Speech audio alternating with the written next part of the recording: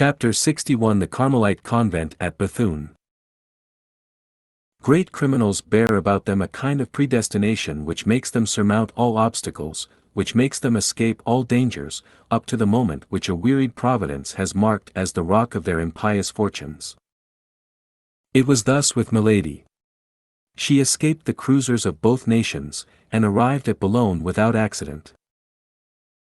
When landing at Portsmouth, Milady was an Englishwoman whom the persecutions of the French drove from La Rochelle. When landing at Boulogne, after a 2 days' passage, she passed for a Frenchwoman whom the English persecuted at Portsmouth out of their hatred for France. Milady had, likewise, the best of passports: her beauty, her noble appearance, and the liberality with which she distributed her pistoles. Freed from the usual formalities by the affable smile and gallant manners of an old governor of the port, who kissed her hand, she only remained long enough at Boulogne to put into the post a letter, conceived in the following terms. To His Eminence Monseigneur the Cardinal Richelieu, in his camp before La Rochelle. Monseigneur, let your Eminence be reassured. His Grace the Duke of Buckingham will not set out for France. Milady de Boulogne, evening of the 25th. P.S. According to the desire of your Eminence, I report to the convent of the Carmelites at Béthune, where I will await your orders. Accordingly, that same evening Milady commenced her journey. Night overtook her, she stopped, and slept at an inn. At 5 o'clock the next morning she again proceeded, and in 3 hours after entered Béthune. She inquired for the convent of the Carmelites, and went thither immediately. The superior met her. Milady showed her the cardinal's order. The abbess assigned her a chamber, and had breakfast served.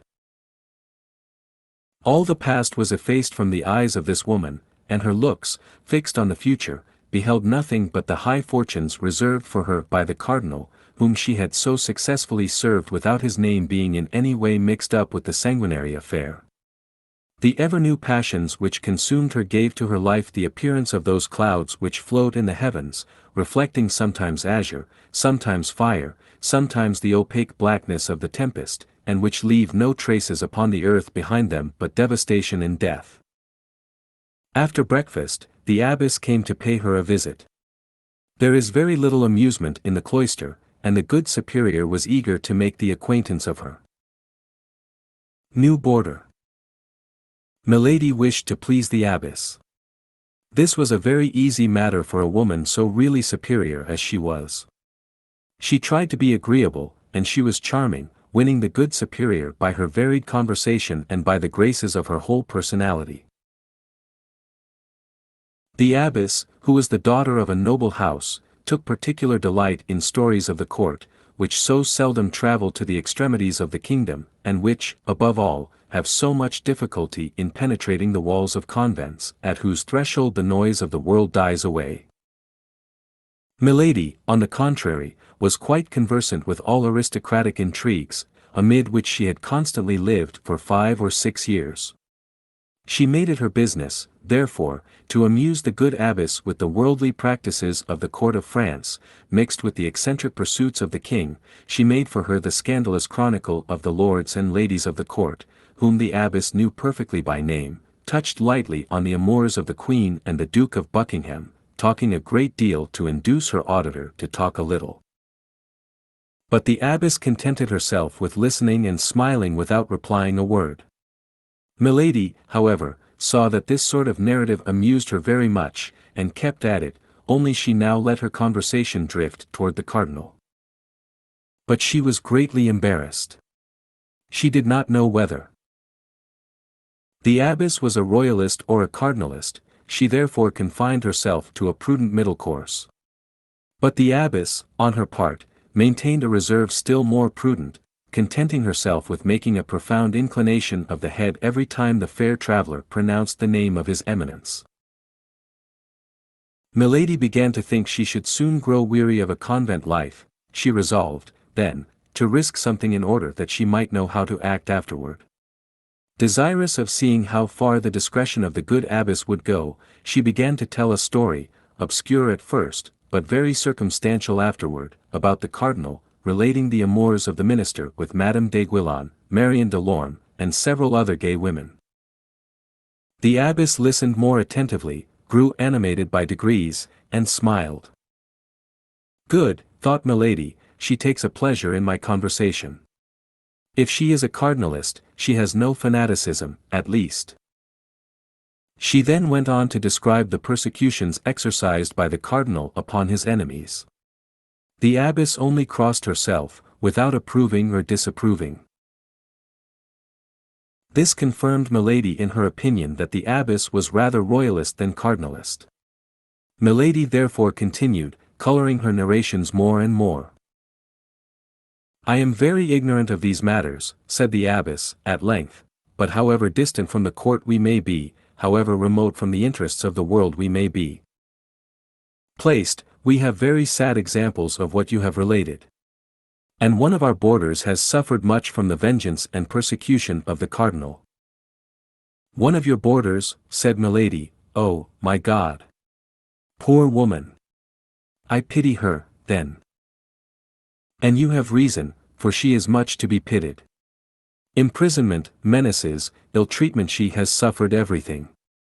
But after all, resumed the abbess, Monsieur Cardinal has perhaps plausible motives for acting thus, and though she has the look of an angel, we must not always judge people by the appearance. Good, said Milady to herself, who knows? I am about, perhaps, to discover something here, I am in the vein. She tried to give her countenance an appearance of perfect candor. Alas, said Milady, I know it is so. It is said that we must not trust to the face, but in what, then, shall we place confidence, if not in the most beautiful work of the Lord? As for me, I shall be deceived all my life perhaps, but I shall always have faith in a person whose countenance inspires me with sympathy. You would, then, be tempted to believe, said the abbess, that this young person is innocent? The cardinal pursues not only crimes, said she, there are certain virtues which he pursues more severely than certain offences. Permit me, madam, to express my surprise, said the abbess. At what? Said Milady, with the utmost ingenuousness. At the language you use. What do you find so astonishing in that language? Said Milady, smiling. You are the friend of the cardinal, for he sends you hither, and yet I speak ill of him, replied Milady, finishing the thought of the superior. At least you don't speak well of him. That is because I am not his friend, said she, sighing, but his victim. But this letter in which he recommends you to me is an order for me to confine myself to a sort of prison, from which he will release me by one of his satellites. But why have you not fled? Whither should I go? Do you believe there is a spot on the earth which the cardinal cannot reach if he takes the trouble to stretch forth his hand? If I were a man, that would barely be possible, but what can a woman do? This young boarder of yours, has she tried to fly? No, that is true, but that is another thing, I believe she is detained in France by some love affair. Ah, said Milady, with a sigh, if she loves she is not altogether wretched. Then, said the abbess, looking at Milady with increasing interest, I behold another poor victim. Alas, yes, said Milady. The abbess looked at her for an instant with uneasiness, as if a fresh thought suggested itself to her mind. You are not an enemy of our holy faith, said she, hesitatingly. Who I? Cried Milady, I a Protestant. Oh, no. I call to witness the God who hears us, that on the contrary I am a fervent Catholic. Then, madam, said the abbess, smiling, be reassured, the house in which you are shall not be a very hard prison, and we will do all in our power to make you cherish your captivity. You will find here, moreover, the young woman of whom I spoke, who is persecuted, no doubt, in consequence of some court intrigue. She is amiable and well behaved. What is her name? She was sent to me by someone of high rank, under the name of Kitty. I have not tried to discover her other name. Kitty, cried Milady. What? Are you sure that she is called so? Yes, madam. Do you know her? Milady smiled to herself at the idea which had occurred to her that this might be her old chambermaid. There was connected with the remembrance of this girl a remembrance of anger, and a desire of vengeance disordered the features of Milady, which, however, immediately recovered the calm and benevolent expression which this woman of 100 faces had for a moment allowed them to lose. "And when can I see this young lady, for whom I already feel so great a sympathy?" asked Milady. "Why, this evening," said the abbess, "today even. But you have been traveling these 4 days, as you told me yourself. This morning you rose at 5 o'clock, you must stand in need of repose. Go to bed and sleep, at dinner time we will rouse you." Although Milady would very willingly have gone without sleep, sustained as she was by all the excitements which a new adventure awakened in her heart, ever thirsting for intrigues, she nevertheless accepted the offer of the superior. During the last 15 days she had experienced so many and such various emotions that if her frame of iron was still capable of supporting fatigue, her mind required repose. She therefore took leave of the abbess, and went to bed, softly rocked by the ideas of vengeance which the name of Kitty had naturally brought to her thoughts. She remembered that almost unlimited promise which the cardinal had given her if she succeeded in her enterprise. She had succeeded, D'Artagnan was then in her power. One thing alone frightened her, that was the remembrance of her husband, the Comte de la Fère, whom she had believed dead, or at least expatriated, and whom she found again in Athos, the best friend of D'Artagnan. But alas, if he was the friend of D'Artagnan, he must have lent him his assistance in all the proceedings by whose aid the queen had defeated the project of his eminence. If he was the friend of D'Artagnan, he was the enemy of the cardinal, and she doubtless would succeed in involving him in the vengeance by which she hoped to destroy the young musketeer. All these hopes were so many sweet thoughts for Milady, so, rocked by them, she soon fell asleep. She was awakened by a soft voice which sounded at the foot of her bed. She opened her eyes, and saw the abbess, accompanied by a young woman with light hair and delicate complexion, who fixed upon her a look full of benevolent curiosity. The face of the young woman was entirely unknown to her. Each examined the other with great attention, while exchanging the customary compliments. Both were very handsome, but of quite different styles of beauty. Milady, however, smiled in observing that she excelled the young woman by far in her high air and aristocratic bearing. It is true that the habit of a novice, which the young woman wore, was not very advantageous in a contest of this kind. The abbess introduced them to each other. When this formality was ended, as her duties called her to chapel, she left the two young women alone. The novice, seeing Milady in bed, was about to follow the example of the superior, but Milady stopped her. "How, madam," said she, "I have scarcely seen you, and you already wish to deprive me of your company, upon which I had counted a little, I must confess, for the time I have to pass here." "No, madam," replied the novice, "only I thought I had chosen my time ill. You were asleep, you are fatigued." "Well," said Milady, "what can those who sleep wish for a happy awakening?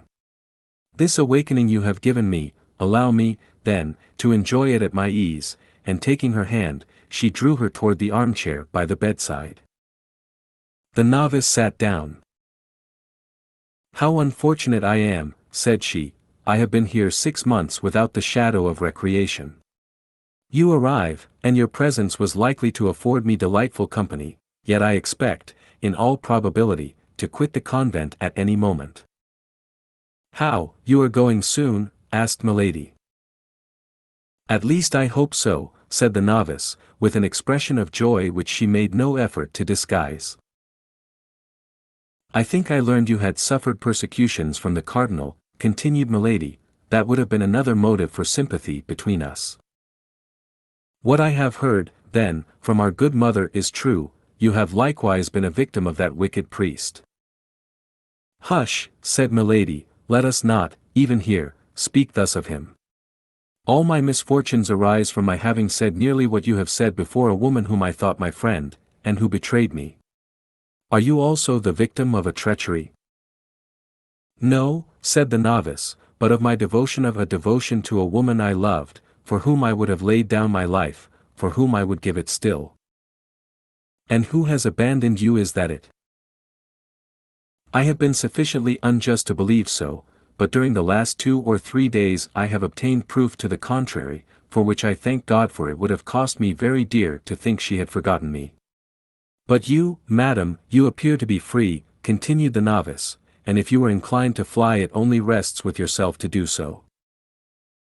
Whither would you have me go, without friends, without money, in a part of France with which I am unacquainted, and where I have never been before?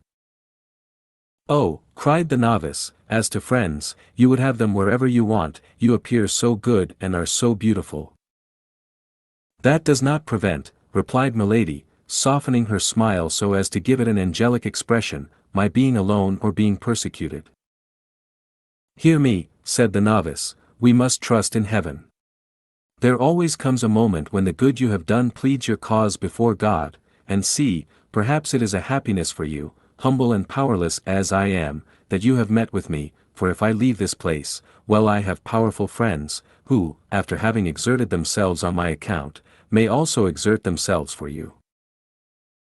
Oh, when I said I was alone, said Milady, hoping to make the novice talk by talking of herself, it is not for want of friends in high places, but these friends themselves tremble before the cardinal. The queen herself does not dare to oppose the terrible minister. I have proof that Her Majesty, notwithstanding her excellent heart, has more than once been obliged to abandon to the anger of his Eminence persons who had served her.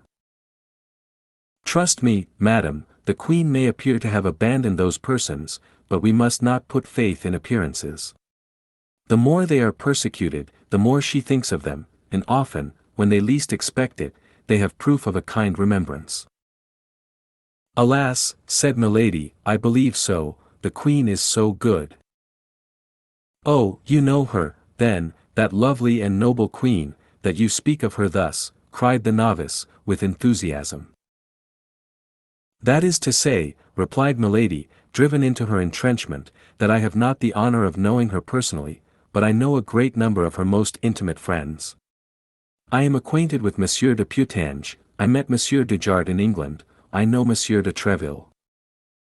Monsieur de Treville, exclaimed the novice, do you know Monsieur de Treville? Yes, perfectly well, intimately even. The captain of the King's Musketeers. The captain of the King's Musketeers. Why, then, only see, cried the novice, we shall soon be well acquainted, almost friends. If you know Monsieur de Treville, you must have visited him. Often, said Milady, who, having entered this track, and perceiving that falsehood succeeded, was determined to follow it to the end. With him, then, you must have seen some of his musketeers. All those he is in the habit of receiving, replied Milady, for whom this conversation began to have a real interest. Name a few of those whom you know, and you will see if they are my friends. Well, said Milady, embarrassed, I know Monsieur de Louvigny, Monsieur de Courtevran, Monsieur de Ferrissac. The novice let her speak, then seeing that she paused, she said, don't you know a gentleman named Athos? Milady became as pale as the sheets in which she was lying, and mistress as she was of herself, could not help uttering a cry, seizing the hand of the novice, and devouring her with looks. What is the matter? Good God, asked the poor woman, have I said anything that has wounded you? No, but the name struck me, because I also have known that gentleman, and it appeared strange to me to meet with a person who appears to know him well. Oh, yes, very well, not only him, but some of his friends, Messrs. Porthos and Aramis. Indeed.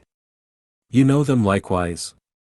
I know them, cried Milady, who began to feel a chill penetrate her heart. Well, if you know them, you know that they are good and free companions. Why do you not apply to them, if you stand in need of help? That is to say, stammered Milady, I am not really very intimate with any of them. I know them from having heard one of their friends, Monsieur d'Artagnan, say a great deal about them. You know Monsieur d'Artagnan, cried the novice, in her turn seizing the hands of Milady and devouring her with her eyes. Then remarking the strange expression of Milady's countenance, she said, "Pardon me, madam, you know him by what title?"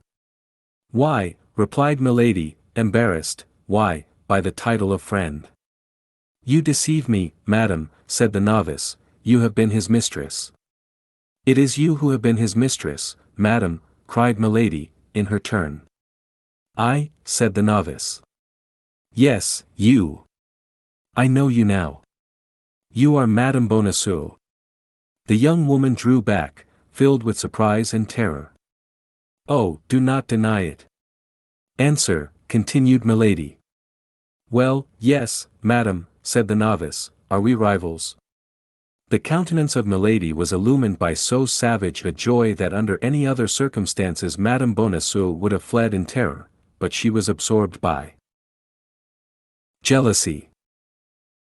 "Speak, madam," resumed Madame Bonacieux, with an energy of which she might not have been believed capable. "Have you been, or are you, his mistress?" "Oh, no," cried Milady, with an accent that admitted no doubt of her truth. "Never, never." "I believe you," said Madame Bonacieux, "but why, then, did you cry out so?" "Do you not understand," said Milady, who had already overcome her agitation and recovered all her presence of mind. "How can I understand? I know nothing." "Can you not understand that Monsieur d'Artagnan, being my friend, might take me into his confidence?" "Truly." "Do you not perceive that I know all your abduction from the little house at Saint-Germain, his despair, that of his friends, and their useless inquiries up to this moment? How could I help being astonished when, without having the least expectation of such a thing, I meet you face to face, you, of whom we have so often spoken together, you whom he loves with all his soul, you whom he had taught me to love before I had seen you? Ah, dear Constance, I have found you, then, I see you at last." And Milady stretched out her arms to Madame Bonacieux, who, convinced by what she had just said, saw nothing in this woman whom an instant before she had believed her rival but a sincere and devoted friend. "Oh, pardon me," cried she, sinking upon the shoulders of Milady. "Pardon me, I love him so much." These two women held each other for an instant in a close embrace. Certainly, if Milady's strength had been equal to her hatred, Madame Bonacieux would never have left that embrace alive. But not being able to stifle her, she smiled upon her. "Oh, you beautiful, good little creature," said Milady. "How delighted I am to have found you. Let me look at you," and while saying these words, she absolutely devoured her by her looks. "Oh, yes, it is you indeed. From what he has told me, I know you now. I recognize you perfectly." The poor young woman could not possibly suspect what frightful cruelty was behind the rampart of that pure brow, behind those brilliant eyes in which she read nothing but interest and compassion. "Then you know what I have suffered," said Madame Bonacieux, "since he has told you what he has suffered, but to suffer for him is happiness." Milady replied mechanically, "Yes, that is happiness." She was thinking of something else. "And then," continued Madame Bonacieux, "my punishment is drawing to a close. Tomorrow, this evening, perhaps, I shall see him again, and then the past will no longer exist." "This evening?" asked Milady, roused from her reverie by these words. "What do you mean? Do you expect news from him?" "I expect himself." "Himself? D'Artagnan here?" "Himself. But that's impossible. He is at the siege of La Rochelle with the cardinal. He will not return till after the taking of the city." "Ah, you fancy so. But is there anything impossible for my D'Artagnan, the noble and loyal gentleman?" "Oh, I cannot believe you."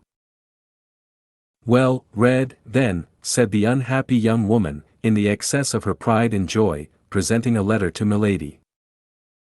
The writing of Madame de Chevreuse, said Milady to herself. Ah, I always thought there was some secret understanding in that quarter. And she greedily read the following few lines.